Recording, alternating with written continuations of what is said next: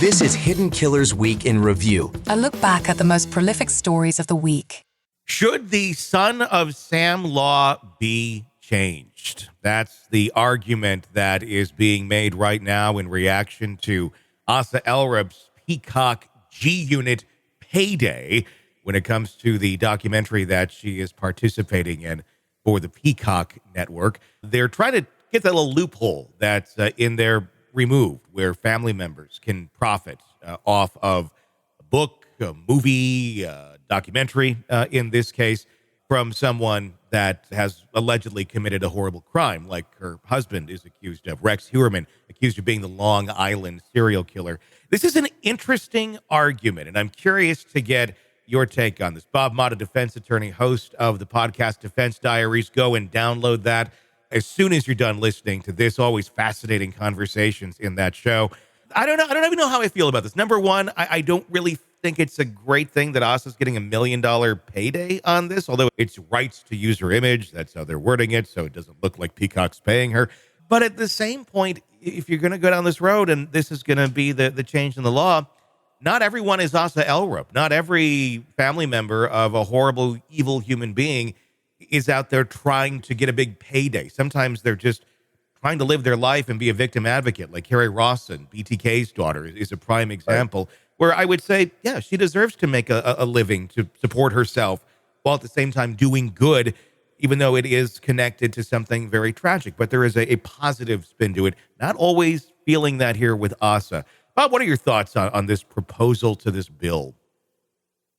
Much like you, it's kind of a fascinating area to delve into because, the thing specifically with Asa is I understand that she's filed a petition for dissolution, but the fact of the matter is she's not divorced, and that money is technically marital, meaning that it's half his, prison or not, jail or not. Yeah. It's part of the marital estate. So technically he is making money. He is profiting from it by way of Asa signing the deal. Now, obviously, and she signed it before the divorce was finalized. Yeah. I mean, there's a pretty strong legal argument there that it's in violation of it. But, like you said, you do have situations where like you have, and like people like, so I think sometimes forget that like people like Carrie Rawson, or, if you really do have a spouse that is unwitting as to what their husband is doing and turns out that they're a monster and they didn't know, they're victims. It's a much different type of victim than obviously the people that lost their lives or the victims' families, but they're a victim nonetheless. And I mean, like Carrie Rawson, like you said, like I'm a huge advocate for her, because like I'll be on Twitter and I'll see people coming after her. Yeah. Like repeatedly, like, oh, you're making money. You wrote a book. Oh, you're making money for TV appearance. I'm like, so what? I'm like, she had like she's using the trauma that she survived. And like, I always want to try to like, there was a way I could pull somebody out, like through my phone and just sit them down and say, hey, you know what?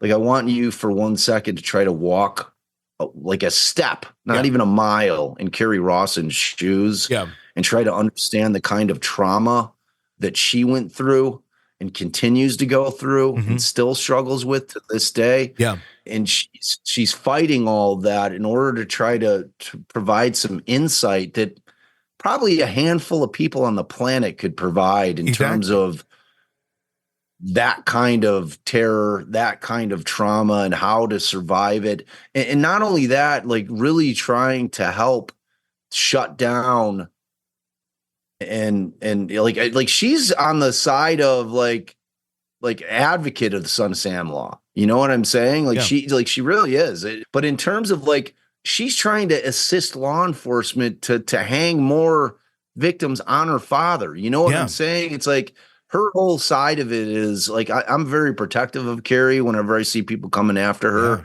So like, I mean, you make a great point. I mean, there are certainly circumstances where, people that are willing to do work and believe me, writing a novel is work. And when you're having to go through something as traumatic as that and reliving it in terms of writing a book, believe me, she's feeling every bit of that. Yeah. Like when she's, and like to say that somebody that's willing to put themselves out there and expose herself to the hate. Yeah. Like they're just people out there that just are like, there's no getting through to them. They're like, no, man, it's like no one should be profiting off this. I mean, like, because you can extend it to what we do. Oh yeah, like the entire true crime, like we're all making money talking about other people's misfortune. Yeah. I mean, it's like we always hear about that argument. I think that all of us have tried to shift to a much more ethical approach to it. Yeah. I think that all of us are trying to be way, way more considerate of the victims and their families' feelings. Yeah. I think that, what I'm saying? It's like, back when it was all sensationalized, like they weren't even thinking about the victim. So I think in a very positive way that we've made a huge turn with respect to how we're treating the content, understanding that this is, that we're covering the worst day of someone's life and then the worst day of their family's life, many times. And that we have to be incredibly respectful of that. Yeah.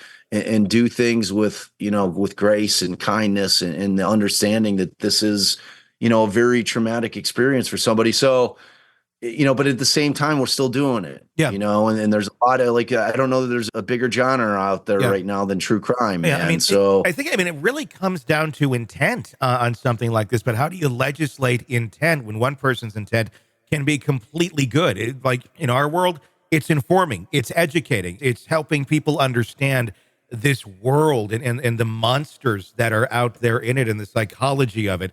In Carrie's case, she's out there, and like you said, one of the very few people on the planet who has the perspective that she does from where she came from to help, to be a victim advocate, to be doing good and taking that trauma and making it for good. And then you have something like this where I don't know what Asa's intents are, but on the surface, it doesn't look good optic wise. It looks very much like trying to profit off of this death or these murders. I mean, it could be different, but if one has the intent of let's get a payday out of this and it's not for good, yeah, I see where this law would make sense or the expansion of the law would make sense. But again, I feel like the Asa Elrips of the world are like 1 in 100 out of everyone else who may be in a situation like this. So it's a tricky place. Yeah, it is. And as far as Asa goes, I mean, we kind of do have an idea. I mean, when she made the play to get the guns back, crying poor, I mean, like we know that she's making the play for the money. Yeah. She's claiming that, she doesn't have the money to live. Like I don't know what their financial situation is. I know that they own multiple properties. I mean, the guy was an architect.